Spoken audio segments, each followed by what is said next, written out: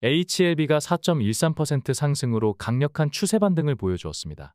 금일 방송은 중요한 내용이 포함되어 있기 때문에 집중해서 시청하신다면 HLB 주가의 향방을 체크하는 데 적지 않은 힌트를 얻게 될 것입니다. 사상 최대의 외국인 매도세를 동반한 8월 21일 폭락은 여러 가지 의미와 함께 고려할 요소들이 많지만 비공개로 분석했던 내용 중에서 주가에 부정적인 영향을 끼칠 수 있는 부분을 제외하고 일부 내용만 선별하여 제한적으로 공개한다는 것을 참고하시기 바랍니다. 쉽게 말해서 회원방에서 분석한 내용의 일부를 장전 코멘트에서 공개하고 또다시 일부 내용만 선별해서 유튜브에 업로드하는 것으로 이해하시면 되겠습니다. 물론 출향파 분석에 오류가 있다면 설레발에 불과할 수도 있겠지만 과거 HLB 주가의 변곡점마다 예측이 정교했다는 것을 감안한다면 이번에 비공개로 진행한 분석과 추정도 실체에 가까울 확률이 적지 않을 것이며 불특정 다수에게 공개되면 이해관계자들의 대응 전략 변화 가능성도 완전히 배제할 수는 없을 것입니다. 사측과 일반 투자자는 물론이고 상방 세력이나 공매도 등 HLB 이해관계자들은 유튜브가 대세인 지금 일정 수준의 조회수가 나오거나 영향력이 있는 채널을 모니터링하는 것은 자연스러운 현상일 것입니다. 지금은 출향파 채널의 HLB 분석 영상이 한 달에 3-4차례로 뜸하게 업로드되다 보니 조회수가 7,000회를 넘기기 어려운 수준이지만 영상을 자주 업로드했던 올해 초까지만 하더라도 출향파 채널 구독자 수를 상회하는 조회수가 나왔기 때문에 출향파 채널 또한 그 대상에 포함될 가능성이 높다고 할 수 있습니다. 최근 HLB 영상 업로드가 뜸한 이유는 출향파 채널의 정교한 분석과 디테일한 저항 구간 설정이 상방 세력의 전략을 선제적으로 노출하거나 이들이 주가를 컨트롤하는 데 방해가 된다는 의견을 일부 수용했기 때문입니다. 영상을 자주 업로드하면 출향파 영상을 신뢰하시는 분들께 위안을 주고 출향파 채널 또한 구독자와 회원을 유치할 수 있기 때문에 당연히 도움이 되겠지만 지금은 그 어느 때보다 중요한 시기인 만큼 대세를 위한 불가피한 선택이었다는 점을 양해해 주시기 바랍니다. 물론 HLB 영상을 업로드하지 않을 때는 텔레그램 장전 코멘트에서 구독자를 대상으로 제한적으로나마 HLB 분석을 이어가고 있다는 것을 참고하시기 바랍니다. 출향파 장전 코멘트는 2,652명의 구독자가 참여하는 무료 서비스이며 글로벌 주요 시황과 함께 HLB 분석을 매일 진행하고 있습니다. 지금 입장하더라도 과거의 자료까지 모두 확인하실 수 있기 때문에 출향파 시황 분석에 대한 인사이트를 직접 체득하실 수 있을 것입니다. 입장 방법은 고정 댓글에 링크나 더보기란을 참고하시기 바랍니다. 지금부터는 8월 21일 급락을 포함하여 그동안 텔레그램을 통해서 분석해드렸던 내용을 정리한 후에 향후 대응 전략을 안내드리도록 하겠습니다. 8월 21일 주가 급락은 다음날 장전 코멘트에서 말씀드렸듯이 유한양행의 FDA 승인이 재료 소멸이 되면서 신약개발사 주가에 전반적으로 부정적인 영향을 끼치면서 HLB도 적지 않게 영향을 받았지만 이는 표면적인 이유에 불과하다는 판단입니다. 물론 표면적인 이유라고 해도 주가에 영향을 끼치겠지만 이는 단기적인 이슈이기 때문에 주가의 회복력 또한 빠를 수밖에 없을 것입니다. 구체적인 급락 이유는 서두에 말씀드린 이유로 장전 코멘트에서 조금 더 상세한 내용을 확인하시기 바라며 오늘은 표면적인 이유를 분석하고 신약 승인을 받은 유한양행과 HLB를 비교하는 데 집중하도록 하겠습니다. 반복적으로 강조드렸지만 91,200원과 93,400원 라인은 HLB 역사상 가장 강력한 저항력을 형성한 구간입니다.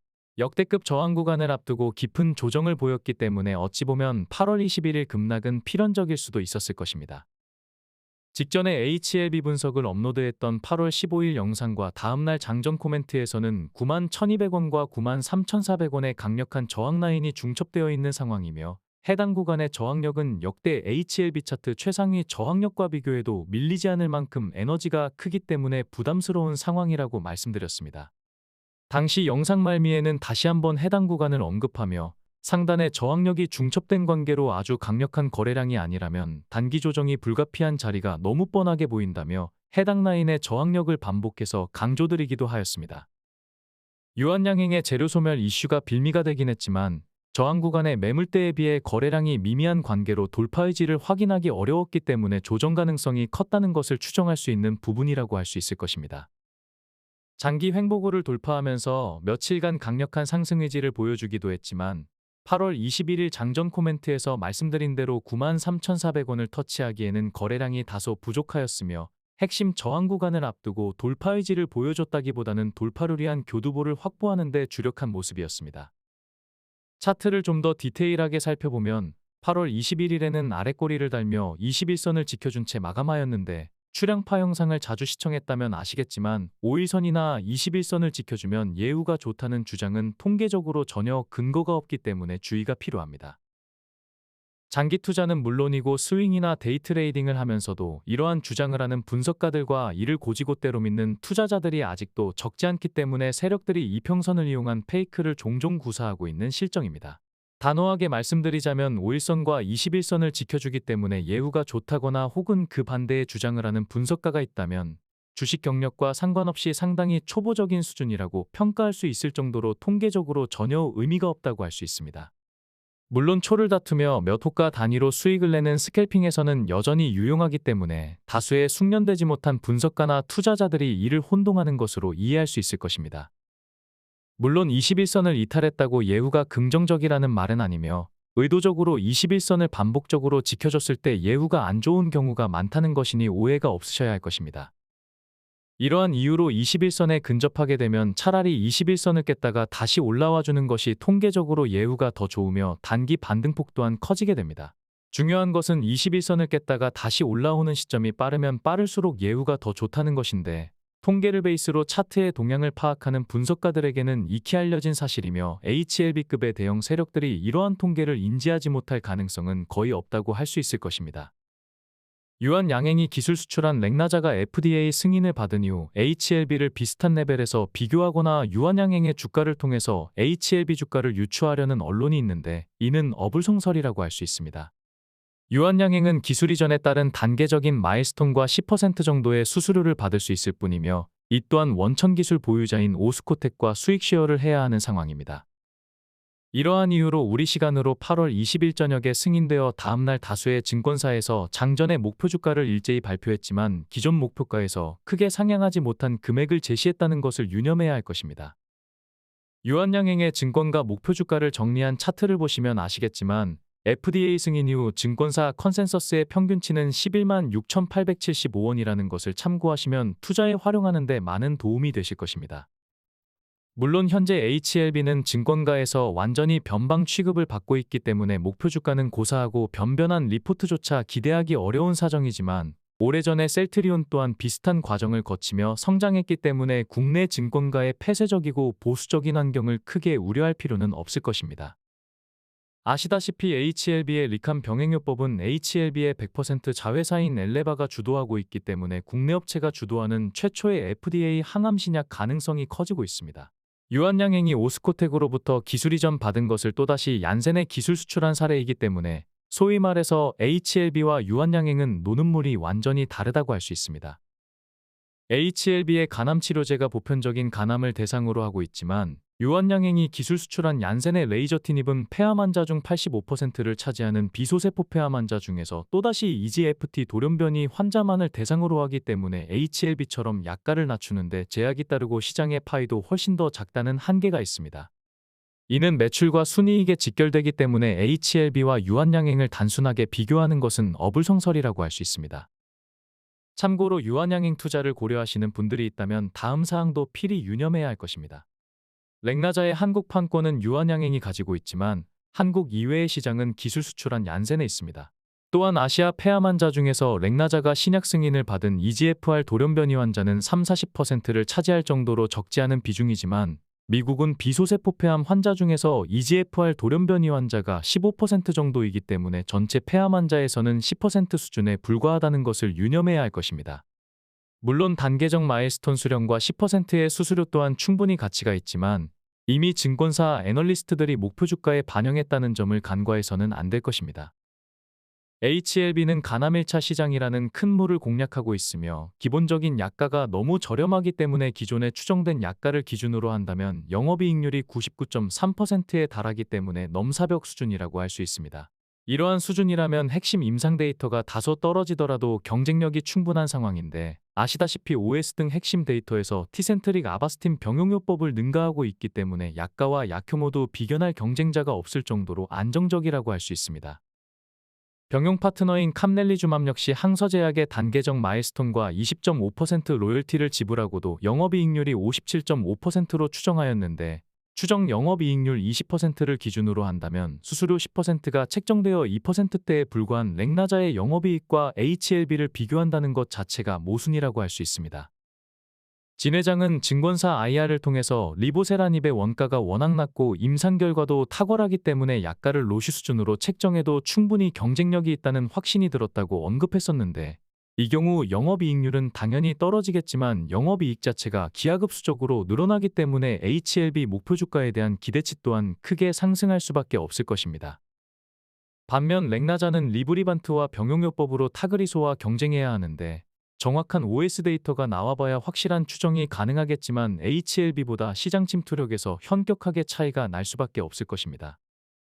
결론을 간단하게 말씀드리면 유한양행이 기술 이전한 렉나자와 임상부터 판매까지 도맡아 진행하는 HLB의 리보세라닙은 애초부터 비교 대상이 될 수 없다는 것입니다. 체인 본사와 체인점에 재료를 대는 납품처의 가치를 비교하는 것만큼이나 어불성설이라고 심플하게 정리할 수 있겠습니다. 물론 HLB와 비교해서 그렇다는 것이며 유한양행의 주가를 부정적으로 보는 것이 아니기 때문에 조정시마다 매력적인 매수 기회로 활용할 수 있을 것입니다. 출양파 또한 회원방에서 유한양행이 승인 이후 상승분을 거의 반납한 다음 날 공식 추천하였다가 수호가 차이로 아쉽게 진입에 실패했지만 꾸준히 진입 시점을 타진할 계획입니다. 주봉으로 보면 장대 양봉을 절반 이상 훼손하지 않으면 건강한 조정에 해당된다고 자주 언급해드렸었는데, 종가상으로 절반 이상 이탈한 적이 없었기 때문에 여전히 견조한 모습을 유지하고 있는 상황입니다. 또한 강력한 장대 양봉의 종가를 넘어서게 되면 가던 방향대로 관성적인 흐름이 나오는 경우가 많다고 말씀드렸는데, 주봉의 종가를 넘어서는 시점에 주목할 만한 변화가 있을 것으로 예상됩니다. HLB 수급을 구체적으로 살펴보면 개인은 31만 주를 순매도하며 지난 8월 16일 이후 가장 강한 매도세를 보여주었으며 기관과 외국인이 동반 순매수로 받아준 모습입니다. 8월 21일 외국인의 매도세는 의도적이고 전략적이었다는 것을 장전 코멘트에서 일부 공개하였는데, 해당 부분에 대한 추가적인 분석이 궁금하시다면 역시나 장전 코멘트에 입장하셔서 직접 확인하시면 도움이 되실 것입니다. 8월 21일 외국인의 HLB 역사상 최대 매도세는 결과적으로 외국인의 물량 이탈과 관련이 없다는 것을 장전 코멘트에서 말씀드렸는데, 이러한 수치를 포함하지 않더라도 표면적으로 보이는 기관과 외국인의 수급은 3개월 이상 중장기 수급에서 여전히 순매수세가 강하다는 것을 알 수 있으며, 수급상으로 여전히 긍정적인 예우를 기대할 수 있는 분위기라고 할 수 있겠습니다. 지난 방송에서는 HLB 역사상 5위에 해당되는 121억 원을 순매수한 사모펀드를 언급하며 역대 사모펀드가 HLB에 투자할 때마다 적지 않은 손실을 보았다는 것을 분석해드렸습니다. 역시나 이번에도 주가가 급락하며 물량 대부분을 손절하며 사모펀드의 HLB 투자 필패로 마무리되나 싶었지만, 지난 주말 역대 순매수 규모 7위에 해당되는 50억 원을 순매수하며 재입성하였는데 순순히 물러나지 않겠다는 의지를 보인 것으로 추정할 수 있겠습니다. 기관 매매를 주도해왔던 금융투자는 8월 5일 블랙먼데이 폭락 당시 5년 만에 최대 순매수를 기록한 이후 주가가 상승하자 차익을 실현하며 비중 조절을 하는 모습입니다. 리스크 관리를 한 이후에는 다시 순매수세로 돌아서나 싶었는데 뜬금없는 사모펀드 이슈로 추가적인 관망세를 취하는 모습입니다. 지난 금요일에는 아시아 주요 증시가 대부분 상승한 가운데 우리 시장은 약보합으로 마감하며 여전히 나약한 모습을 보여주었습니다.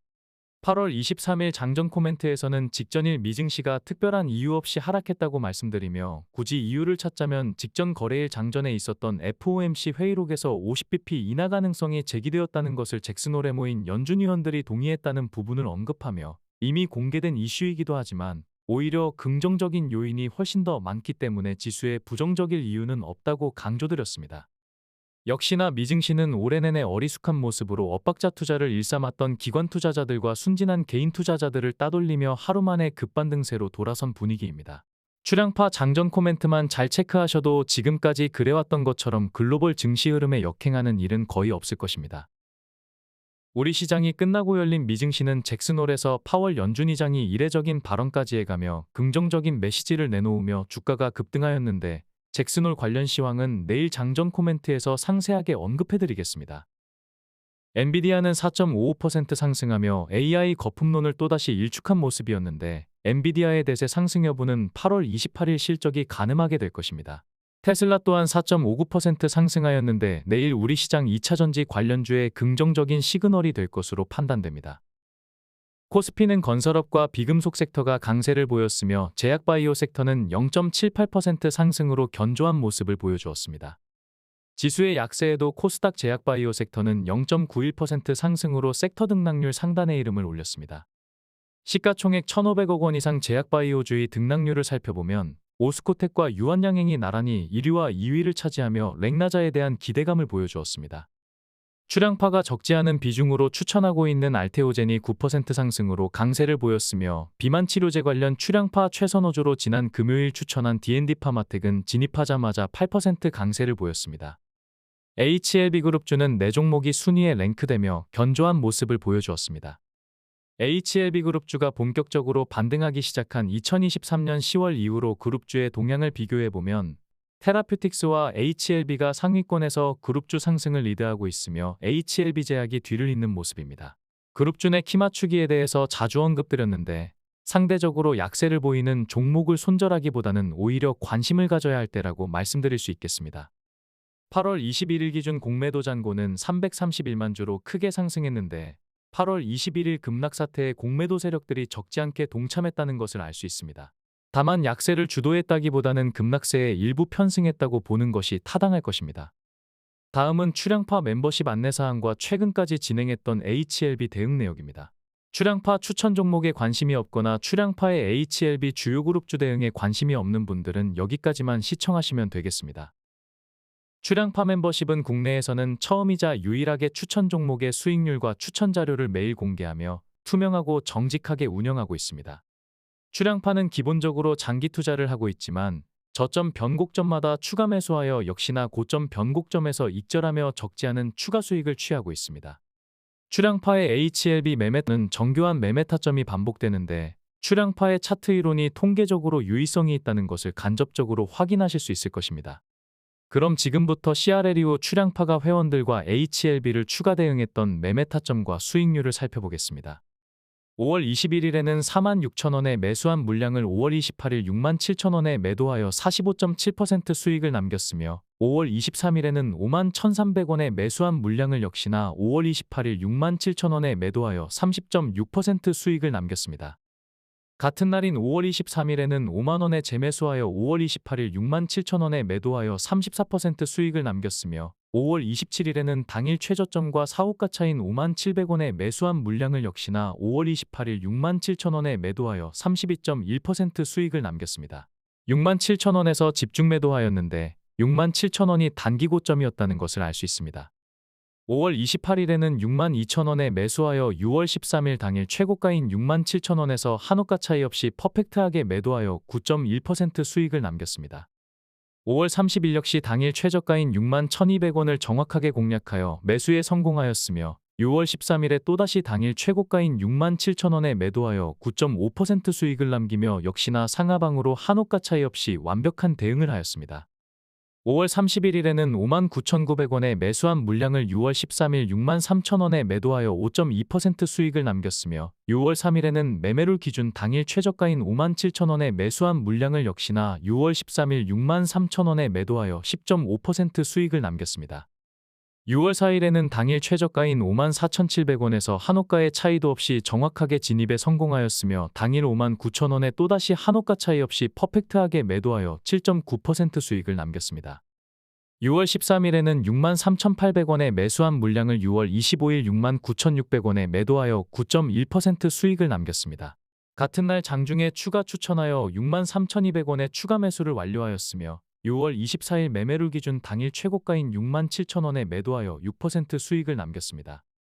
6월 19일에는 당일 최저가인 61,500원에서 한호가 차이 없이 정확하게 매수하였으며 6월 20일 매매룰 기준 당일 최고가인 64,700원에 매도하여 5.2% 수익을 남겼습니다. 6월 21일에는 당일 최저가인 62,500원에서 역시나 한호가 차이 없이 정확하게 진입에 성공하였으며 6월 24일 65,500원에 매도하여 4.8% 수익을 남겼습니다.